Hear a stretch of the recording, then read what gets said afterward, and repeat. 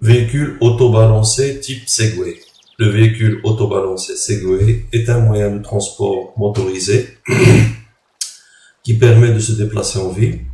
En termes de prestations, il est moins rapide qu'une voiture ou qu'un scooter, mais plus maniable, plus écologique et moins encombrant. La conduite du Segway se fait par inclinaison du corps vers l'avant ou vers l'arrière afin d'accélérer ou freiner le mouvement, comme pour la marche à pied dans laquelle le piéton s'incline vers l'avant pour débuter le mouvement. Les virages à droite et à gauche sont, quant à eux, commandés par la rotation de la poignée directionnelle située sur la droite du guidon. Les spécificités de ce véhicule est d'avoir deux roues qui ont le même axe de rotation et son centre de gravité situé au-dessus de l'axe commun des roues, si bien qu'on se demande comment rester à l'équilibre une fois monté sur la plateforme.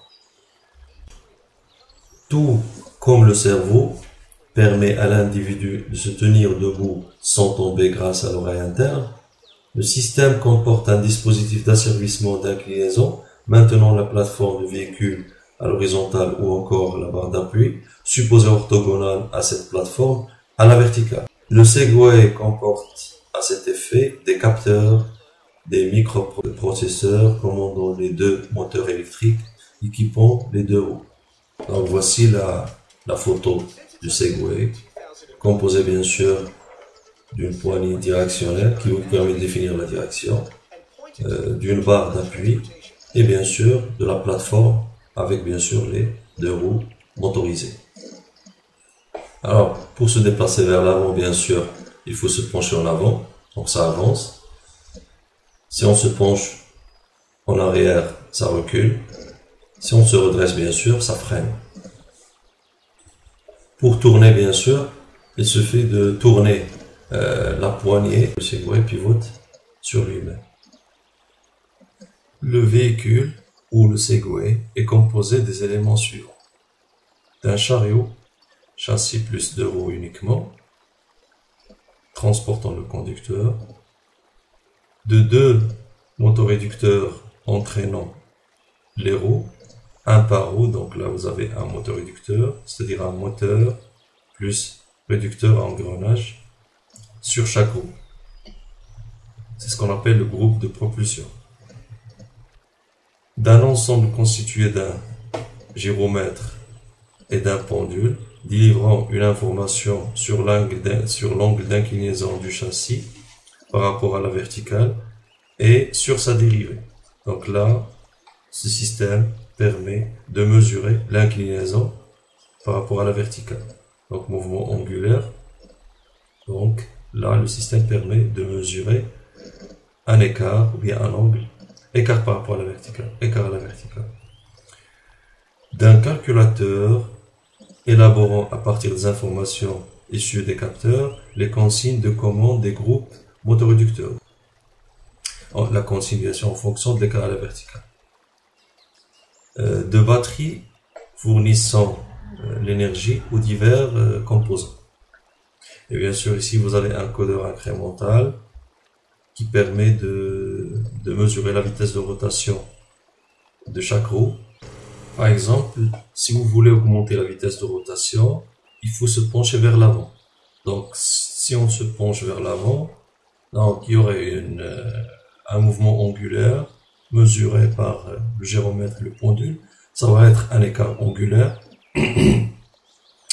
Donc cet écart angulaire sera analysé par le calculateur et en tenant compte de la vitesse actuelle mesurée, donc là on a un mouvement de rotation, donc normalement ici la vitesse est mesurée, le mouvement de rotation est déjà mesuré par le codeur incrémental. Ainsi le calculateur prend en compte la vitesse actuelle plus la nouvelle position ou bien le nouvel écart. Alors là il prend une décision sous forme d'une consigne.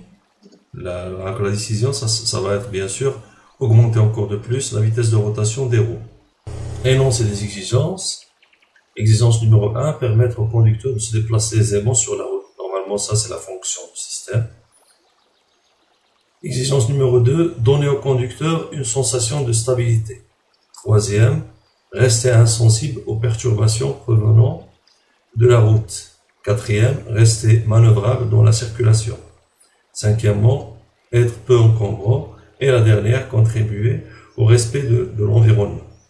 Alors, sur le tableau suivant, on donne le critère, le niveau et la flexibilité des deux exigences numéro 1 et 2. Alors, pour la première exigence, c'est-à-dire permettre au conducteur de se déplacer aisément sur la route. Alors, le critère pour le critère vitesse, la vitesse est comprise entre 0 et 20 km à l'heure, avec une flexibilité de plus ou moins 2 km à l'heure. Deuxième critère, accélération et décélération au fonctionnement normal, 1,5 m par seconde au carré, au minimum. Distance d'arrêt maximale, 3 mètres à 20 km à l'heure, plus ou moins, pour la flexibilité, plus ou moins 10 cm. Mode de marche, avant et arrière, impératif bien sûr. Pour l'autonomie, on a un niveau d'autonomie de 20 km et une flexibilité de plus ou moins 2 km. Deuxième exigence, numéro 2, c'est-à-dire donner au conducteur une sensation de stabilité. Donc le temps de réponse de 0 à 5 km à l'heure est d'1 seconde au maximum, comme flexibilité. Le dépassement de l'inclinaison, 30% au maximum pour la flexibilité. L'inclinaison du châssis par rapport à la verticale, nul en régime permanent, plus ou moins 1 degré. Première question, complétez le diagramme des cas d'utilisation ci-dessous. Donc là, on a ici un utilisateur, acteur route, acteur voleur. Donc l'utilisateur peut être, bien sûr, soit un utilisateur en déplacement, ou bien un utilisateur administrateur. Alors pour l'administrateur, ici, peut régler les paramètres sur le Segway, peut bien sûr recharger le système. Alors ici, il manque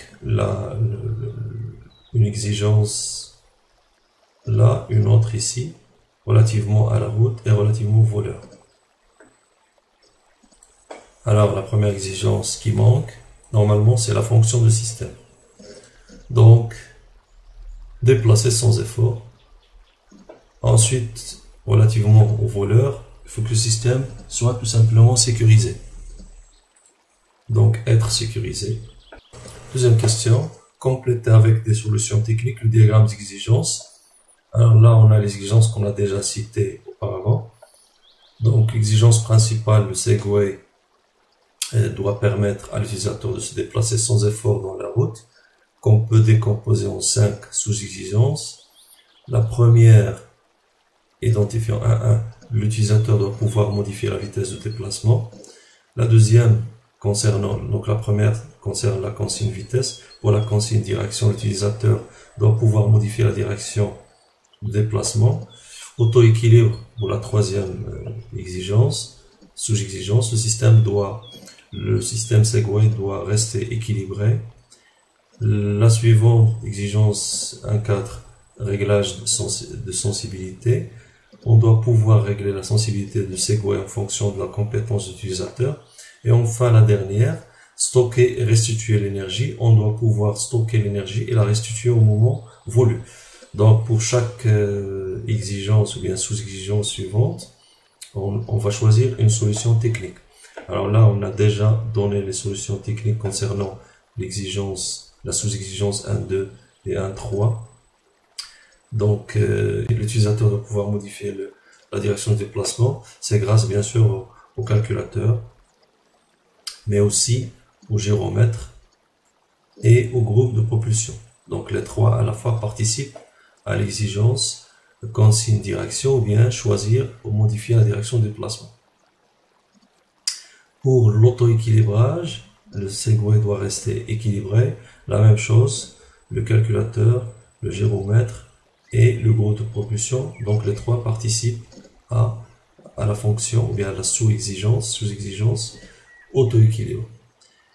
Il nous reste les trois autres exigences, 1 par exemple, l'utilisateur doit pouvoir modifier la vitesse de déplacement. Donc là, on aura besoin d'un élément pour mesurer la vitesse. Et en même temps, on aura toujours besoin d'un calculateur pour analyser cette donnée, bien cette valeur. Et en même temps, d'un gyromètre qui permet de mesurer, comme toujours, l'angle d'inclinaison. Donc l'élément, bien sûr, ici, c'est le codeur incrémental. Stocker et restituer l'énergie. Donc là, évidemment, ici, ça va être la batterie. Donc la fonction, la solution technique, c'est la batterie. Donc batterie, on doit pouvoir stocker l'énergie et la restituer en nouveau volume. Et enfin, pour régler la sensibilité du système, donc l'élément qui permet de changer ou bien de modifier la sensibilité du système, c'est le calculateur. Donc le calculateur permet de régler la sensibilité du système en fonction de la personne, bien sûr, qui utilise le système. Question numéro 3, complétez le diagramme de définition de bloc suivant. Alors le Segway est décomposé en deux parties, ou bien en une chaîne d'information, une chaîne d'énergie. On donne 4 éléments, bien sûr, puisque le losange et le racine, ça veut dire 4 éléments indispensables au système. Donc là, un élément est déjà donné, donc le châssis du chariot. Par contre, pour la chaîne d'information, on a 3 éléments qui manquent. Donc la question, chercher les éléments de la chaîne d'information qui manquent, ou bien les éléments constituant la chaîne d'information, ainsi que les éléments constituant la chaîne d'énergie.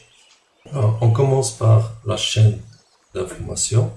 Alors, les éléments constituant la chaîne d'information sont le gyromètre, qui permet de mesurer l'inclinaison, l'angle d'inclinaison, ou bien l'écart par rapport à la verticale.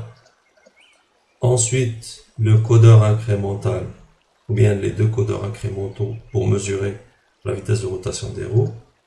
Et bien sûr, pour la fonction traitée, le calculateur qui va traiter ces deux informations. Pour la chaîne d'énergie, la même chose.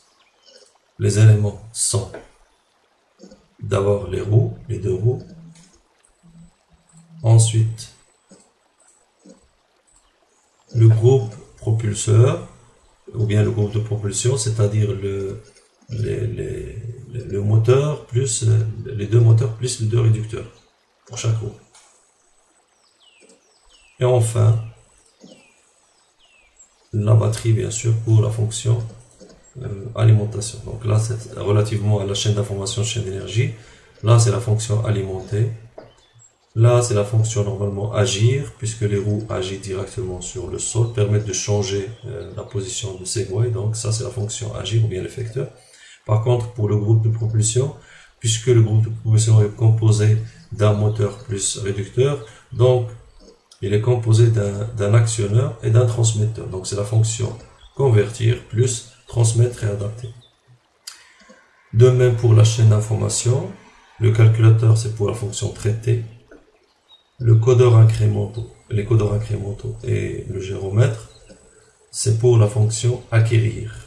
Alors la question numéro 4, compléter le diagramme de bloc interne.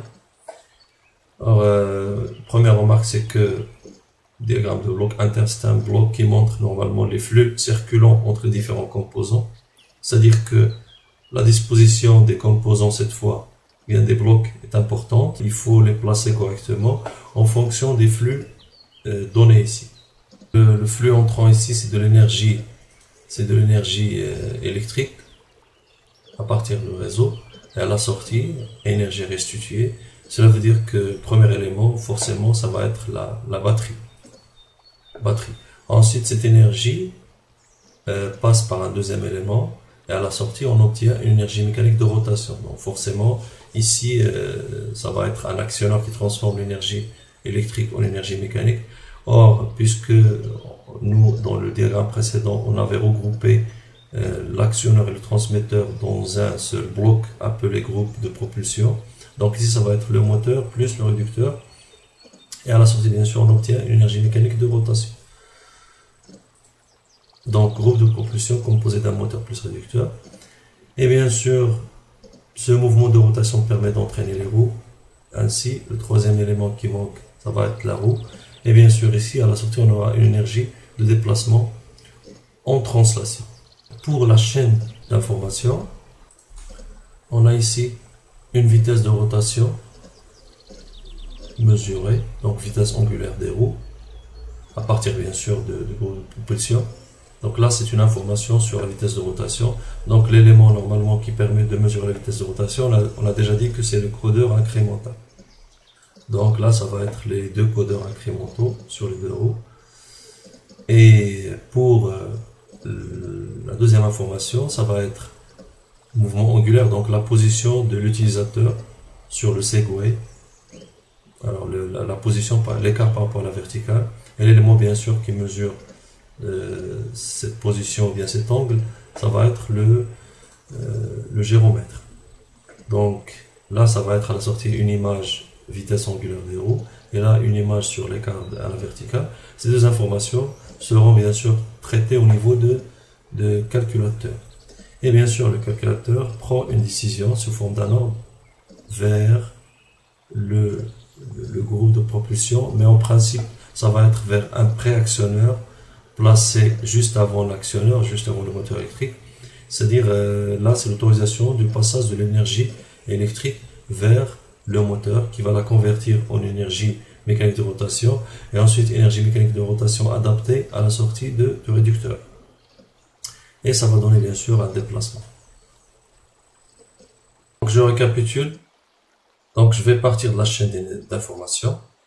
Donc en fonction de la position de l'utilisateur, mouvement angulaire, donc en fonction de la position de l'utilisateur sur le Segway, donc le gyromètre mesure cette position, cet angle, et envoie cette information vers le calculateur. Le calculateur prend en compte également la vitesse de rotation actuelle des roues. Donc il prend en compte la vitesse de rotation des roues en fonction bien sûr d'un codeur incrémental qui permet de mesurer la vitesse sur chaque roue. Ainsi, le calculateur analyse ces deux informations et prend une décision sous forme d'un ordre. Alors cet ordre est envoyé directement vers la chaîne d'énergie, en haut ici, puisque l'ordre normalement est envoyé vers le préactionneur. Donc, ordre ici, c'est laisser passer de l'énergie, autorisation de passage de l'énergie. La source ici, c'est la batterie, bien sûr. Alors, cette énergie passe et permet d'augmenter la vitesse de rotation des roues, ou bien de la diminuer, ou bien d'arrêter carrément les roues en fonction de cet ordre.